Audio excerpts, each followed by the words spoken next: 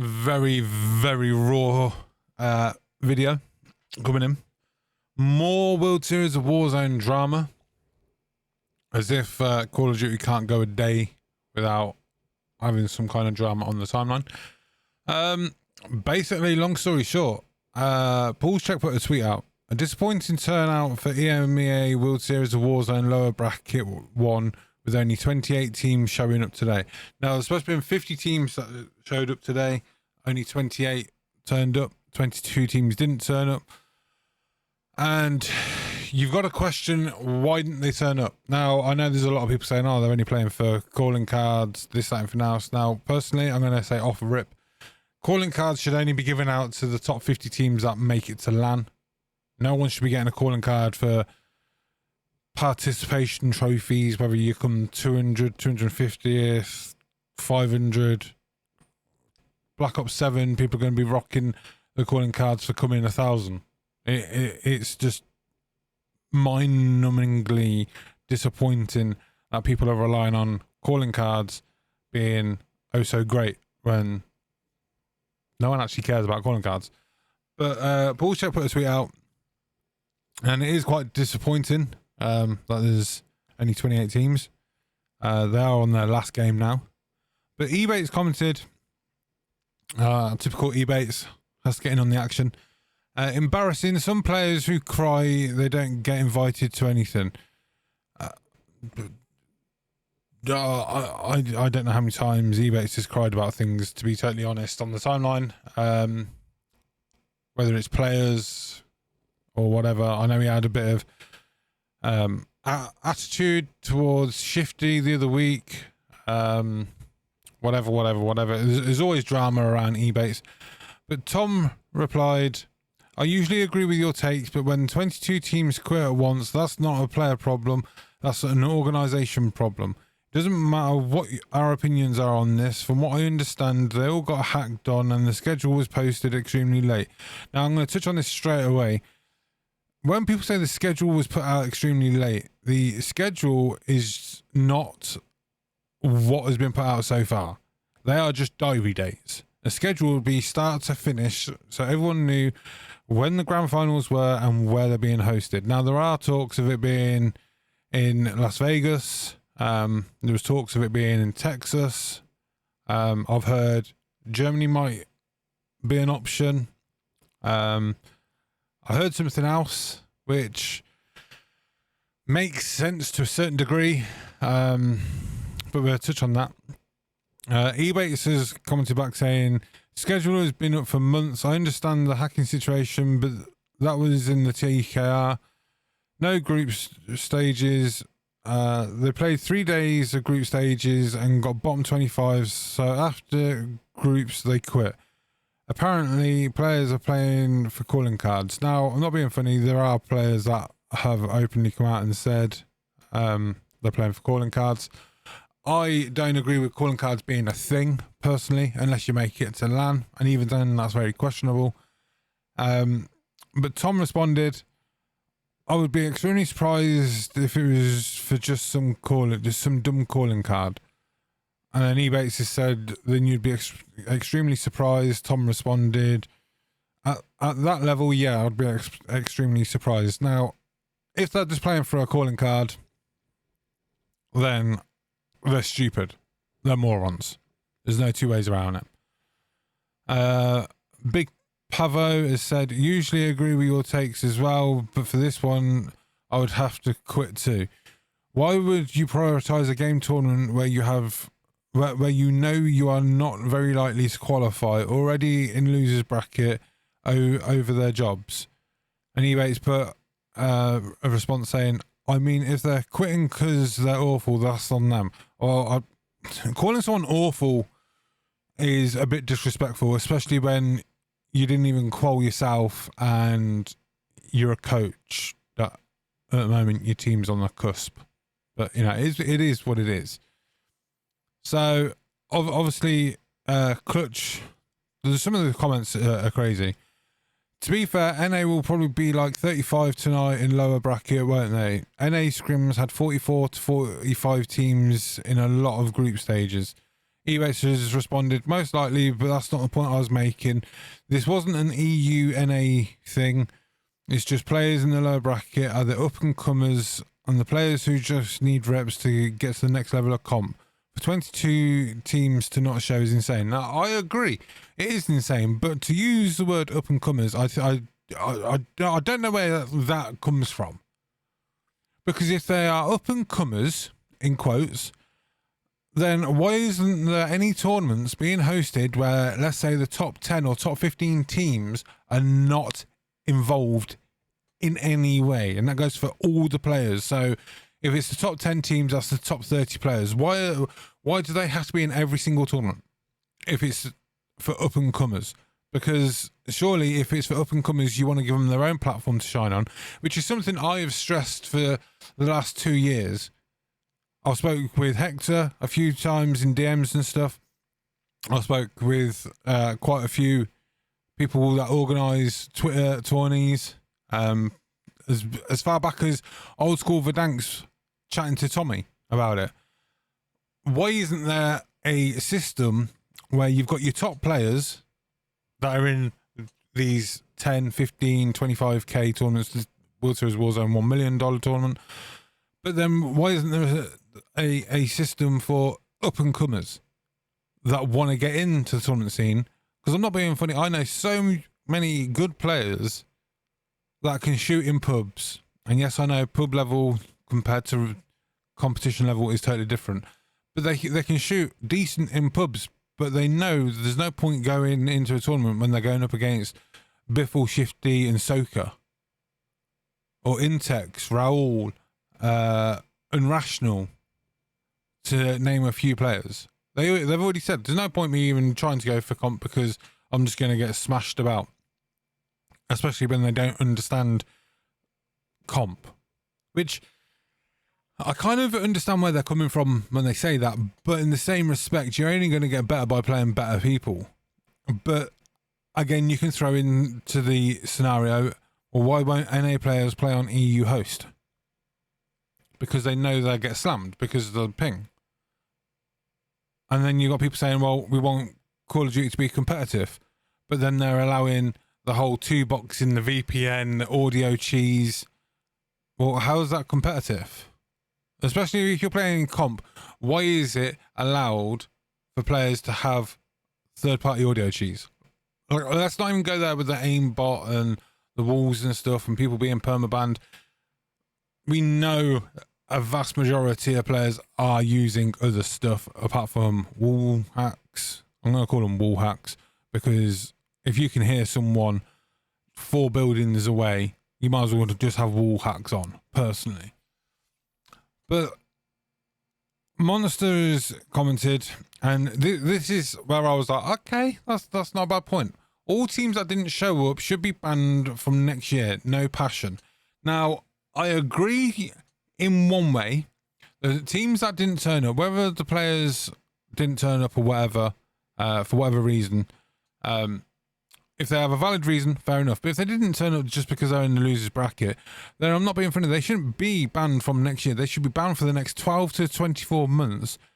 They should be blacklisted from any tournament that has money involved in it, whether it's WTF tournaments, Activision hosted their own, independent, whatever. They should be blacklisted. Simple as that. Because if they can't be bothered to play in the losers, then they shouldn't even be allocated a spot when money is on the line, in my opinion. But we're going to go over to Enigma's tweet. If you played World Series of Warzone and have decided to not play the rest of the tournament, you should be banned from next year. Again, I don't think they should be banned from next year. I think they should be blacklisted from every single comp tournament where there's money involved for the next 12 to 24 months as punishment. And whether it's one person in the team that couldn't be bothered, so they've had to pull the whole team, not being funny, that's on the team. But honestly, it's a downfall. 22 teams from EMEA, 15 teams so far as what I've been told, 15 teams from NA not even being bothered to play tonight for the losers bracket. But Steezy Mac has commented back to Enigma. you have to understand a lot of these players work jobs. Not everyone is gifted a leave system that allows them to take days off willy-nilly. I'm sure some lack passion and dropped out, but I would be surprised if a lot just couldn't make it happen scheduling wise. I mean, these quals. These qual days are during the week, middle of the day. That's just asking for scheduling issues, especially with the open and close quals unannounced so last second. And I'm struggling to bloody read today. Don't know. And Enigma has responded, schedule was released at the start. If you couldn't commit, don't play. Now the diary dates, I'm not going to call it schedule. The diary dates were put out for open quals, winners bracket, losers bracket, so on, regional finals, whatever. The schedule is literally knowing where finals is as well. Like everything has been announced. That is a full schedule. So the dates that the open quals and everything else on are just diary dates. But in the same respect, I don't know how it is. Obviously, I know Enigma is from EU, but England, well, the UK, Spain, Germany, and France, and Italy, I know for a fact they have a system, especially the players at work. They have the company they work for have a system where they will only allocate up to 28 days off work throughout the year, which is called holiday pay. I don't know if that's the same in America. I'm not as clued up over there. But if you take EMEA, for instance, they supposed to have played yesterday. Now, the servers were absolutely shocking. I think they played one game and then it's been postponed. Then it was put in the Discord. When do you want to play it? Saturday, Sunday, Monday, whatever. And from what I've been told, it is being played on Monday at 5 p.m. UK time. So it's rescheduled. So if you took the time off work to play yesterday and then it's been cancelled because the servers are shocking, and then you're expected to play on Monday, but if you're in work, then what happens? Are you supposed to forfeit with your team?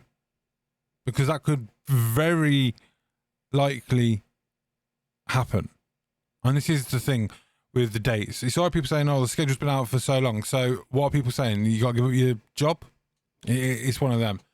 It's crazy. Jusamir, he put, give Latam North and NA some of the EU spots. Now, obviously, Enigma has commented saying there's 15 dropped out of NA2, take some of theirs. Why should Latam get any extra spots? Turn up on LAN, perform, get in the top 5, let's say, and then you can start talking about spots. And I know people say, oh, there's about 10, 15 teams from Latam that are really good. But you put them on LAN against someone like NA or someone like EU, they ain't gonna rival them just by open quals and stuff like that. If they actually do rival them on LAN, then yeah, start thinking about taking spots from NA and EU to give to LATAM, to give to APAC, whatever, if they perform. But if they're not going to get in the top 5, then they don't need extra spots, in my opinion. Seba has asked, linked to what's happened. It's quite self-explanatory. Flex, totally agree. People are playing these. People are playing these only for the calling card. World Series of Warzone need to gift that only if you qualify for World Series of Warzone LAN. And I agree. Calling cards should be for the top 50 teams that qualify for LAN. It shouldn't be for wherever you've competed in open quals or losers or winners or whatever. But there was a tweet, there it is, rah, which is very, very trigger warning. Just wait till they ask all the players to buy their own flight tickets and hotels for the LAN the week before the event, because they refuse to tell anyone where it is, because they all double dipping to do COD next there and save some money. I'm sure players will be fine with that. Now, I've heard the whole double dipping conversation, and I wouldn't be surprised. I've also heard that Black Ops 7 Alpha / Beta is supposed to be dropping the first weekend of October for pre-orders and a week after for everybody else. But Enigma has commented back saying basically, what the fuck are you talking about? And Rara has then gone on to say, you know where LAN is going to be, ?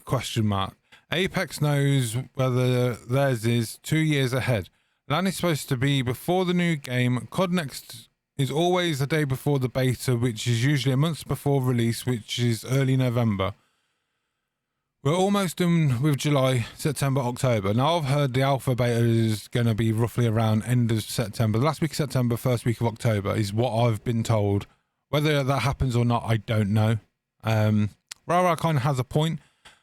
But again, I've also been told that the codcasters, commentators, analysis, and a handful of content creators have been told where Wsow's Warzone finals are.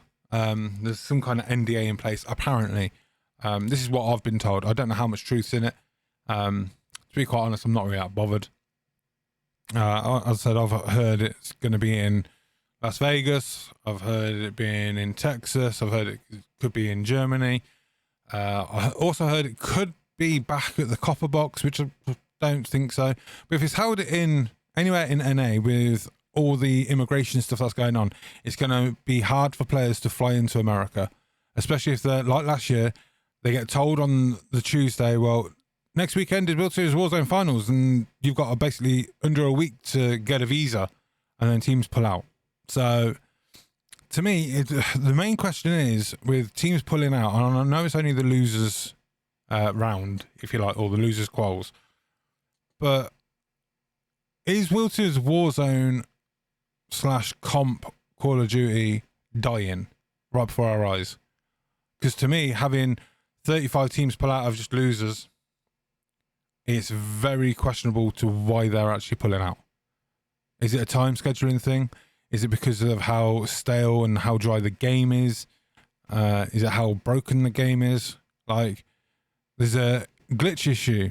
I'm not going to touch on that. There's a hacking issue. We're not going to touch on that. There's this issue. There's that issue. We're not going to touch on that. There's an issue with the store. We're going to work on that because we want you to buy another 2,400 COD point bundle. There's literally 3 brain cells at Call of Duty by the look of it, and that's covering all dev departments. People being permabanned. Apparently, someone put out a tweet saying people are being permabanned for doing AFK lobbies in Plunder, which is classed as boosting. Honestly, the game is in shambles. But the question is comp Call of Duty dying right before our eyes and no one's actually taking notice? I wouldn't be surprised.